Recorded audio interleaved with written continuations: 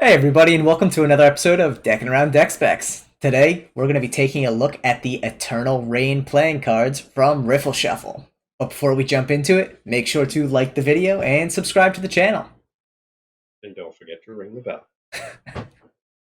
So, this deck was printed by Taiwan Playing Card Company in two different editions, the red, which you can see on the left there, and a blue, which you can see on the right there.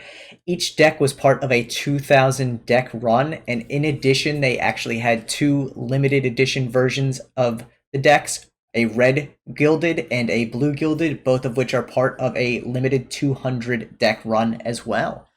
So, let's check this thing out. I love that blue. Honestly, man, I have to say these are probably some of the best looking decks I've seen in a while. I think the foil on the tuck and the artwork is just spectacular, and you can see the beautiful shimmer. That blue is amazing. And it was interesting too because having not dealt with much in the way of Taiwan Playing Card Company foil up until this point, they did a spectacular job with this. I mean, the intricacy of that ad copy on the bottom there being in full foil, it's perfect. This back design, I mean, it's just everything about this deck is just elegant looking. And I think it's beautiful. Yeah. The cool thing about it, while the fronts of both tucks are varying between them, otherwise pretty much everything else is the same. Obviously the color is different. And I think the one thing that Riffle Shuffle is picking up on recently that a lot of other playing card companies will probably start picking up on is the idea of decorating the inside of the tuck. And I obviously I try to get a good picture of it here, but it's really hard to see just based on the lighting. But I mean, we talked about this last week. Yeah, that's definitely something. Yeah, you can see like the scene inside. It's actually the two kings, the skeleton one and the human one, sitting there kind of holding up their glasses in a toast. I think the fact that Riffle Shuffle identified that people are starting to invert the tucks is phenomenal. This back design in blue and red both look spectacular. The deck fans really well. It's on the Taiwan Playing Card Company luxury stock, which is similar to that of like the USPCC B crushed stock. So it has a crushed feel to it.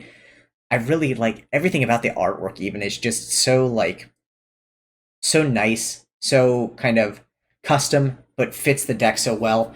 The one thing that stands out to me as a little bit difficult about this is the indices and the pips are just tiny.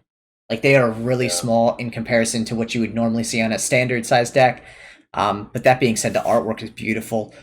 Both decks do have the same face cards and number cards. So again, the real difference between the two is the tuck and the back color. Yeah, now I think the black and the red suits are different. Like the black is the skeleton version, and the red is the human version, right? Yes, the black is the skeleton version, and the red is the human version.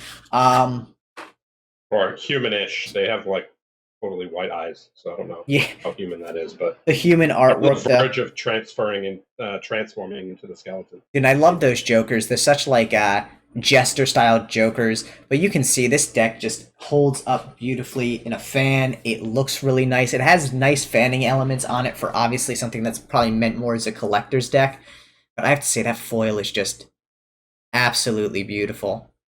Yeah, I love that placement, Tyler. You know what, buddy? At the end of the day, it wasn't as even as I like, and I considered refilming the video just because it wasn't as spot on as I want, but I fought the urge there. Everybody, there's the difference between Tyler and I. I'm just like, boom, right, toss it down. Whose video does. I have to say, again, for Taiwan Playing Card Company, I really like TWPCC. I think they do phenomenal work. Same with WJPCC. I think they're both very good, underrated printers, but the foil work coming out of here was phenomenal on this deck. They did a beautiful job. And I was a little concerned at first because foil this intricate, there's only a few places that really do it well. Not only on the tucks, but then you bring it onto the cards. Thankfully, we didn't see it on the cards here. I don't know how Taiwan Playing Card Company would do on the cards. It does impact, handling and all that. But on the tuck, they did a phenomenal job. I think this makes them a contender for some of the visual side of, collector's decks.